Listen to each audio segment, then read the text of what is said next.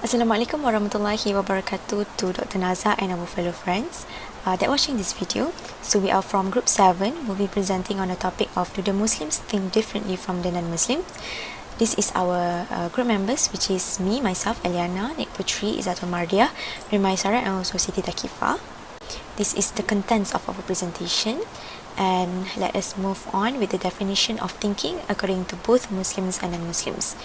For Muslims thinking, it is driven by intellect or an-naqlu, al-akal in the Arabic terms, and Muslims' thinking method directly relates to the objectives of Islam and its Sharia and give a significant implication to understanding and developing Sharia as a dynamic knowledge area.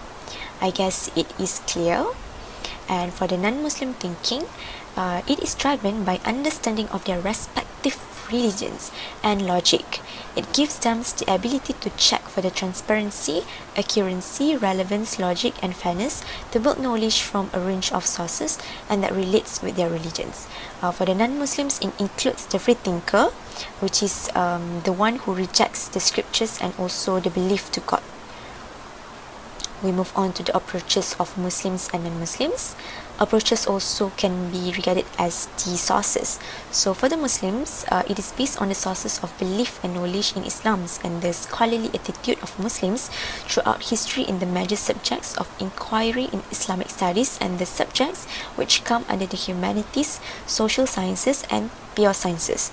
So as you can see in the picture, these are among of the sources that is being the base of thinking for the Muslims, which is Quran and Sunnah, the main one, Hadith, scholars, which is the four prominent scholars, Imam Hanafi, Imam Hanbali, Imam Maliki, and Imam Shafi'i, that creates their own school of thoughts, and also ijma, the consensus of Muslims community, especially the experts from the Muslims who experts in Quran and Sunnah to build a new law. And then qiyas, analogy, we create a hukum based on the existing hukum in the Quran.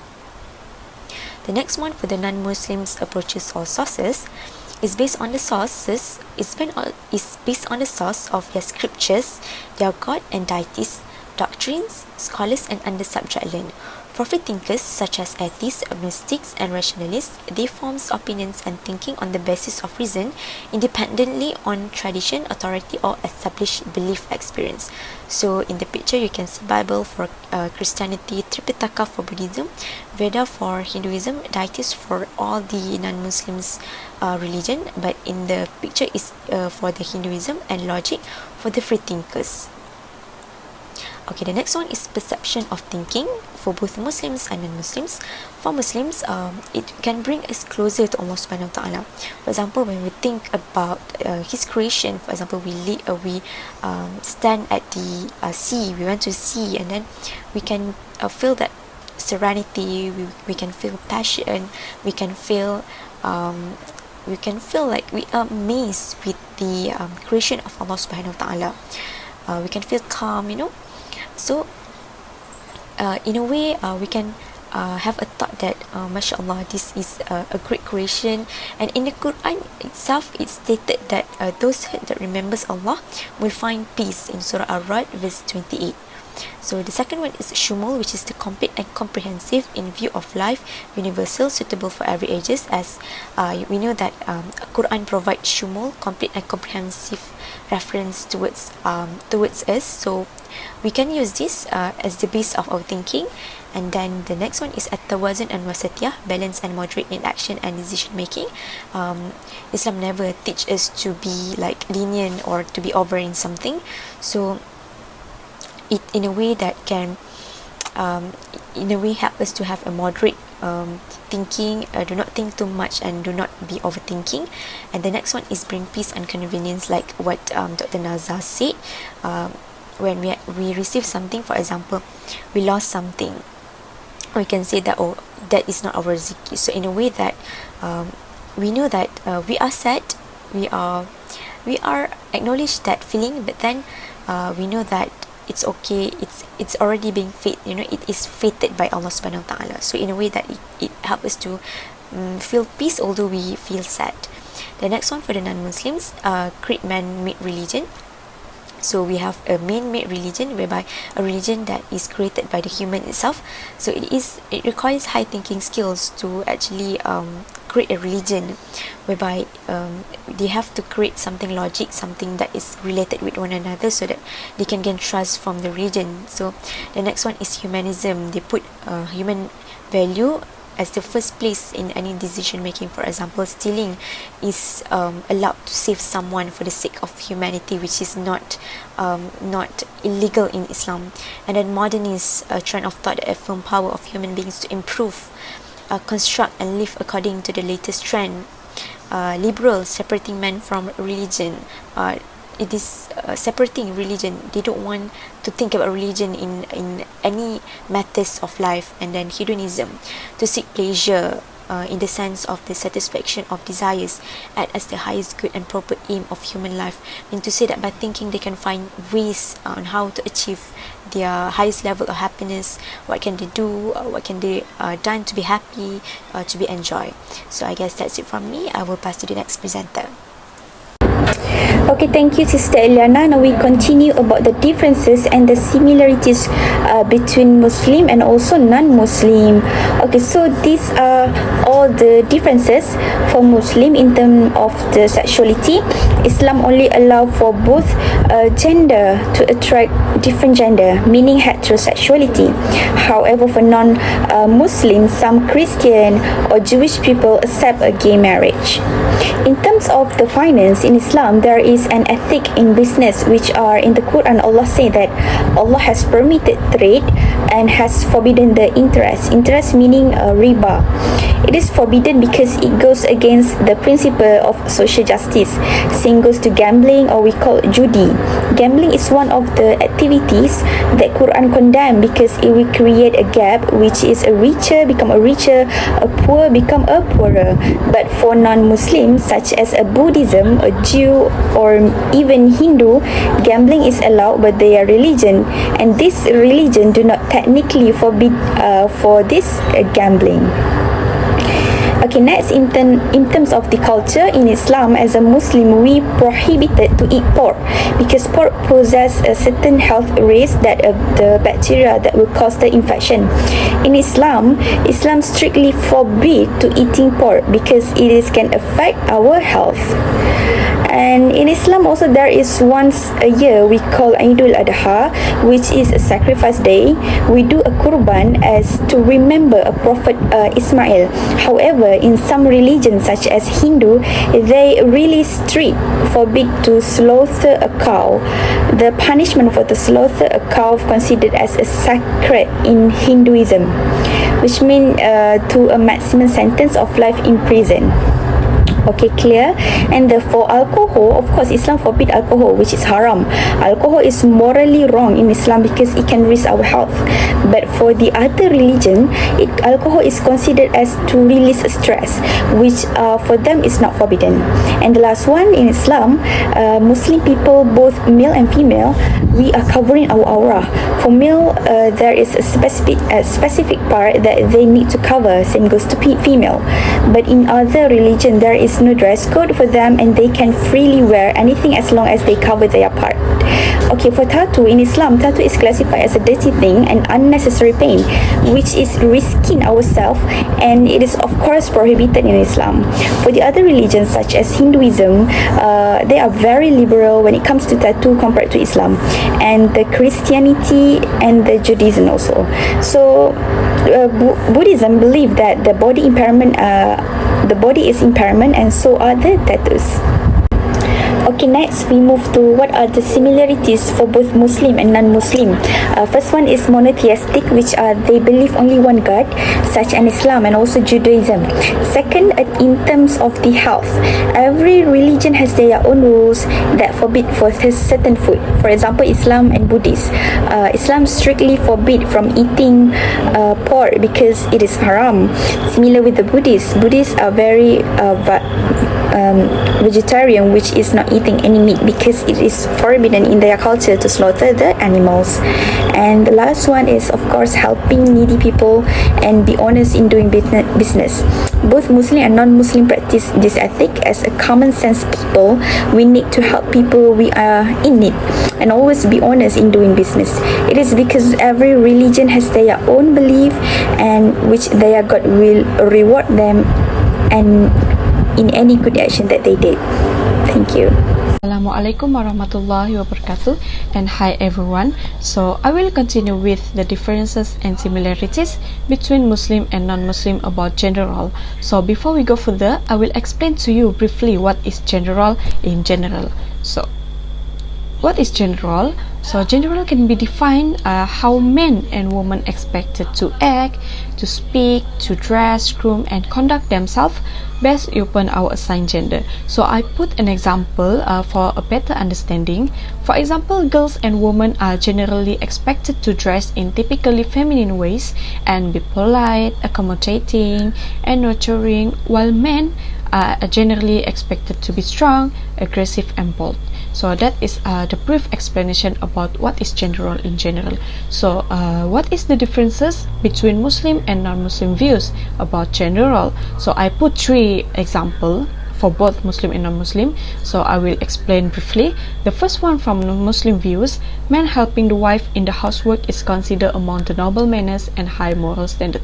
So we can take example from Prophet Muhammad sallallahu alaihi wasallam. He always loved to help his wife to do the housework. For non-Muslim views, in Hinduism especially, they emphasize that women should do everything such as housework. So based on the research that I have read, Hinduism is permissible for the husband to divorce his wife because of the housework, even rather than the man helping the woman to do the housework. So they emphasize that women especially should do everything such as housework. And then in Muslim views, for physical appearance, women especially should be in a feminine ways, should speak the good words. And then the most important part is the woman should covering aura, which is wearing hijab. But for in non-Muslim views, for physical appearance, not covering aura properly is always permissible, and showing aura is also permissible. So it means that they are not emphasized for being obligatory to covering aura. It's always permissible to showing aura for non-Muslim views in physical appearance. Okay, so for in leadership, in Muslim views, they always prioritize men to lead based on what we can take an example in Prophet Muhammad sallallahu alaihi wasallam. They always prioritize men to lead, for example, lead the woman, lead the community, lead in a war, because they Muslim believe that a woman have the capability to take the role of leadership. Okay, so for in non-Muslim views in leadership, both men and women have equality in leadership. So we can see also in non-Muslim, especially in United States, we can see that they have the thinking of equality. They always want the equality in both men and women in leadership, because they believe that they have the right decision to be a leader if they want. So they emphasize that they have the right, the same track for both gender, rather than different in Muslim views that prioritize men to lead. Okay, so that is the differences between Muslim and non-Muslim views about gender role. So for the similarities, there are 3 aspects, which is the first one is personality traits, occupation, and domestic behavior. So the personality trait, women are often expected to be accommodating and emotional. So that is the similarities between Muslim and non-Muslim, while men are usually expected to be self-confident and aggressive. So for in occupation aspect, some people are quick to assume that teacher and nurse are women, while men are pilots, doctors, and engineers. For domestic behavior, some people expect that women will take care of the children, while men take care of finance, work on the car, and do the home repairs. So that's all the brief explanation about the similarities between Muslim and non-Muslim about gender role. So that's all from me. I will pass to the next presenter. Assalamualaikum, my name is Nur Maisarah and I will continue with difference and similarities between the way Muslims and non-Muslims think about marriage aspects. Let me first explain about the differences. Muslims are against the same-sex marriage as it violated the nature of humankind ordained by Allah. It is considered as haram and sinful.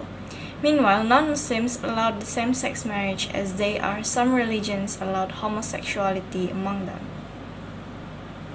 Second, Islam rejected the cohabitation, which is an act of living together in sexual partnership without getting married. Muslims do not agree with premarital sex, so Muslim couples do not usually live together until they are married. However, cohabitation among non-Muslims is normal as they do not want to be bound by marriage. Third, polygamy is allowed for Muslim men with certain conditions, as the man must treat them fairly financially and give support to each wife. On the other hand, non-Muslims only allowed marriage in monogamy form, which is being married to one person at a time only, because they consider that marriage bond is sacred and they are not allowed to divorce. Next, I will explain about the similarities. The first one is to build a family through legal marriage. Through marriage, the procreation of humankind is continued and the children are the results of the marriage. This is important in stabilizing family foundations as well as the source of real joy to their parents. Second, both husband and wife have responsibility in their marriage. Both of them are responsible in giving commitments in order to have harmonious marriage. They are also responsible to provide basic needs such as home, food, clothing, as well as educations to their children. Last but not least, marriage is a way to get closer to God. Marriage is a sacred bond to unite a pair of man and woman. The main purpose of marriage is to seek grace from God as well as blessings to nourish the harmonious marriage. Bismillahirrahmanirrahim. Assalamualaikum warahmatullahi wabarakatuh. My name is Siti Takifah binti Muhammad Izzah Musi. I will continue with the last part of our presentation, which is the conclusions. So for the conclusion, I will explain about what are the other things that Muslim can learn from the non-Muslim, or we can say that what are the moral value that we as a Muslim can get from the non-Muslim. As we all know, life is all about mutual learning. All of us should interact and learn from one another. Learning is a process and is not restricted to specific subject only. This is the age of knowledge explosion and learning. Men should imbibe the spirit of learning and must learn from one and all. By virtue of being different, each person has experience to share and learnings to offer to another. We go to the first one, which is what Muslim can learn from Christian and Parsis of India. First, they provide and take best education. As we all know, education is the one of the most important thing in our life. So, from that, we as a Muslim can learn that we must concern our education. And the second one is they never beg on road. Next is what Muslim can learn from Sikhs. First, they also never beg on road. Second, they help their own community and provide free food to needy on large scale irrespective of their religion in their place of worship. So for this point, I want to give example when the flood happened in our country. So here, as we know, there is the Sikh society known as Gurudwara Sahib Petaling Jaya. Gurudwara Sahib Petaling Jaya help the flood victims by cook and give them the free food. So From that, we as a Muslim can learn they have a kind heart to help all the flood victims. So from this, we can get the moral value. We must be kind person regardless the race.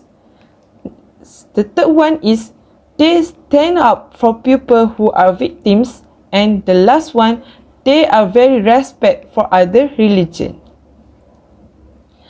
To conclude, learning is to be made from everyone. It is not a question of Muslim or non-Muslim. Just as two stones cause sparks when rubbed against each other, similarly, mutual learning causes brainstorming and leads to emergence of new ideas. That's all from our group. Thank you.